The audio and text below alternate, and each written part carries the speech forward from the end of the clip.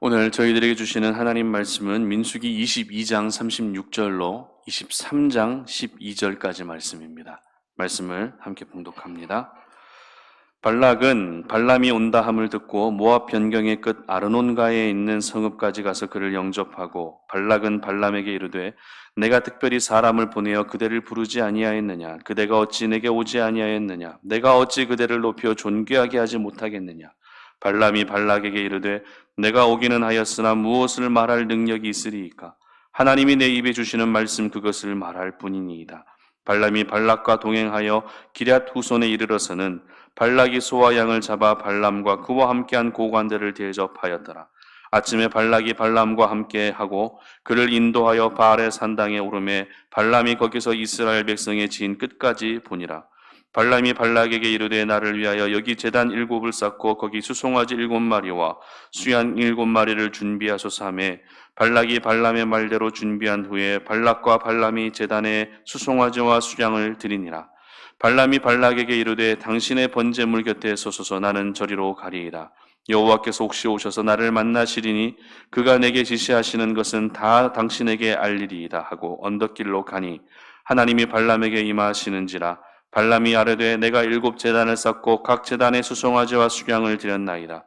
여호와께서 발람의 입에 말씀을 주시며 이르시되 발락에게 돌아가서 이렇게 말할지니라. 그가 발락에게로 돌아간즉 발락과 모압의 모든 고관이 번제물 곁에 함께 섰더라. 발람이 예언을 전하여 말하되 발락이 나를 아람에서 모압 왕이 동쪽 산에서 데려다가 이르기를 와서 나를 위하여 야곱을 저주하라 와서 이스라엘을 꾸짖으라 하도다. 하나님이 저주하지 않으신 자를 내가 어찌 저주하며 여호와께서 꾸짖지 않으신 자를 내가 어찌 꾸짖으랴.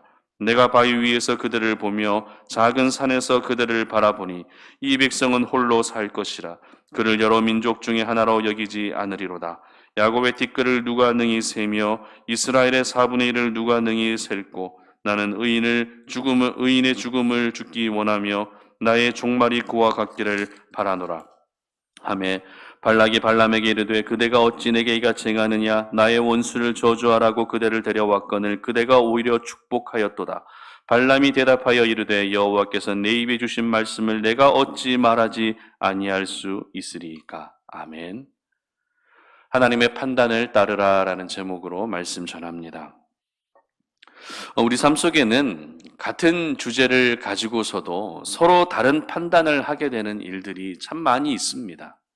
한 예로 정치적 이슈가 생기면 이 여당과 야당의 판단이 어떻습니까? 전혀 다릅니다.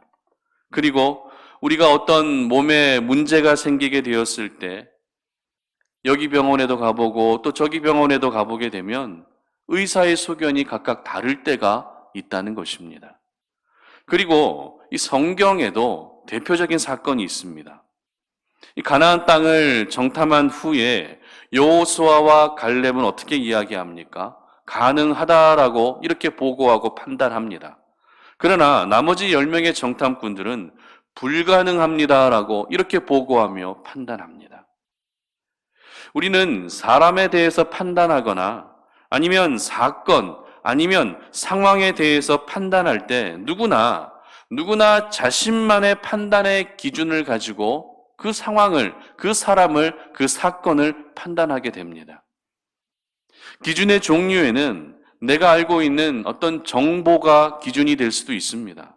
그리고 내가 경험한 경험이 기준이 될 수도 있습니다. 그래서 각자의 기준을 가지고 판단하게 되지만 판단의 기준이 자기 자신이기 때문에 그 자신의 판단이 모두 옳은 것이다라고 말하기는 어렵다는 것이죠. 그래서 필요한 것이 있는데요. 그것이 무엇인가 하면 바로 나의 판단이 아니라 어떤 똑똑한 사람들의 판단이 아니라 수많은 다다익선의 그런 수많은 사람들의 판단도 아니라 바로 하나님의 판단이라는 것입니다. 내가 하게 되는 판단은 완벽하지 않지만 우리 하나님의 판단은 어떻습니까? 언제나 옳습니다. 언제나 완벽한 판단이 되는 것입니다. 그것이 바로 우리 하나님의 판단이라는 것입니다. 오늘 본문은 발람이 이스라엘 백성을 축복하는 그런 본문입니다. 그런데 그 축복은 모압 왕 발락이 원하는 축복이 아니었습니다. 그렇다고 발람이 원하는 축복도 아니었습니다. 발락은 분명 이스라엘 백성들을 저주하기 위해 발람을 불렀습니다. 그러나 발람의 입술에서 나오고 있었던 메시지는 저주와는 정반대의 축복의 메시지가 전해지고 있었던 것입니다. 그렇다면 발람의 입술에서 왜 저주가 아닌 축복의 메시지가 전해졌던 것일까요? 모압 왕 발락의 이야기를 듣고 발람이 전해야 했던 것은 저주의 메시지지만 왜 저주의 메시지가 아니라 축복의 메시지가 그 입에서 나오고 있었던 것입니까? 그 이유는 이스라엘을 향한 하나님의 판단이 저주가 아니라 축복이었기 때문에 그렇습니다. 지난 본문 중에 민수기 22장 12절 하반절을 보시면 이렇게 기록합니다.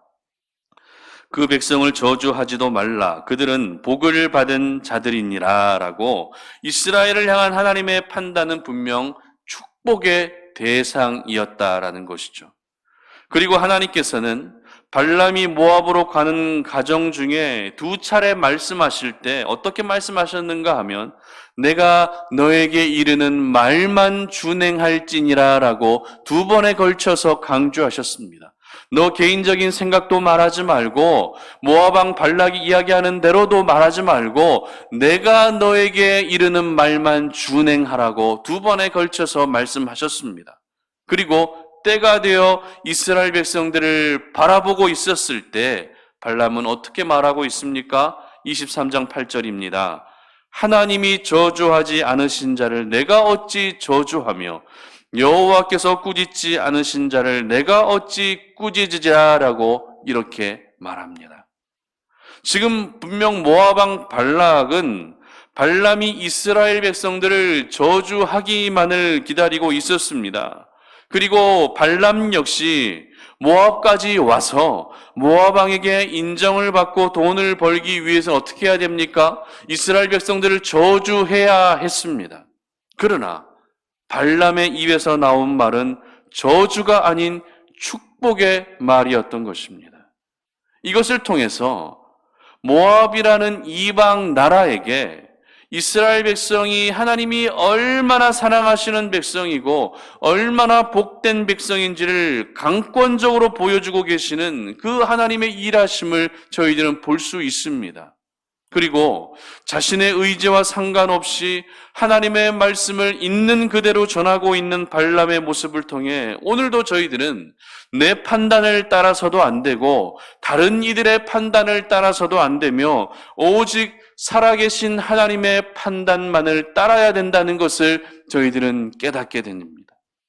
그렇다면 오늘도 우리가 나의 판단이 아니라 하나님의 판단을 따라 살기 위해서는 어떻게 해야 할까요? 23장 5절 보시기 바랍니다. 여호와께서 발람의 입에 말씀을 주시며 이르시되 발락에게 돌아가서 이렇게 말할지니라. 아멘. 바로 말씀입니다.